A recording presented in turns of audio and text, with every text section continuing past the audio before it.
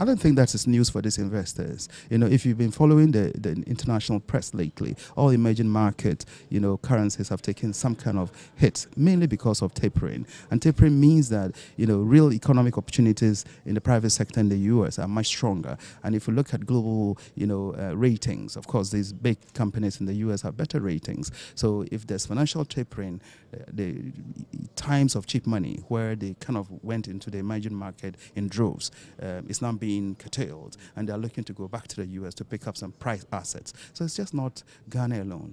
Most of the emerging market, in fact, some other stronger economies have seen much steeper depreciation than we have. But it's a wake-up call. It's a wake-up call for us to relook at our exchange policy. It's a wake-up call to relook at how we as a country generate foreign exchange, because we have to package domestic products and services and sell it abroad to get foreign currency, isn't it?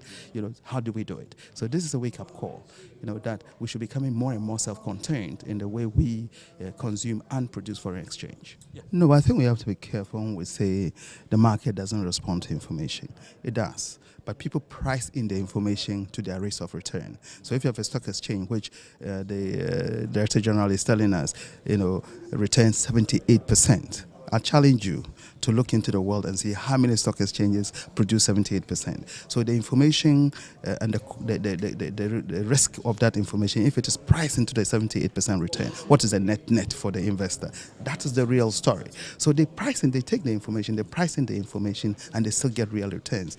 That still tells you there's huge growth opportunities in the market. In the markets where the growth opportunities are very thin, even the resignation of a chief executive from a company will bring stocks tumbling because the margin of error is so small. But in this market, because there's still such growth opportunity, what you think are cataclysmic information is not. It's priced in and people still get a positive return. So I think we got to have a positive outlook and work and take advantage of the upside of our economic circle until we get to that final levels when all these little things that we trade around actually mean massive exit of capital.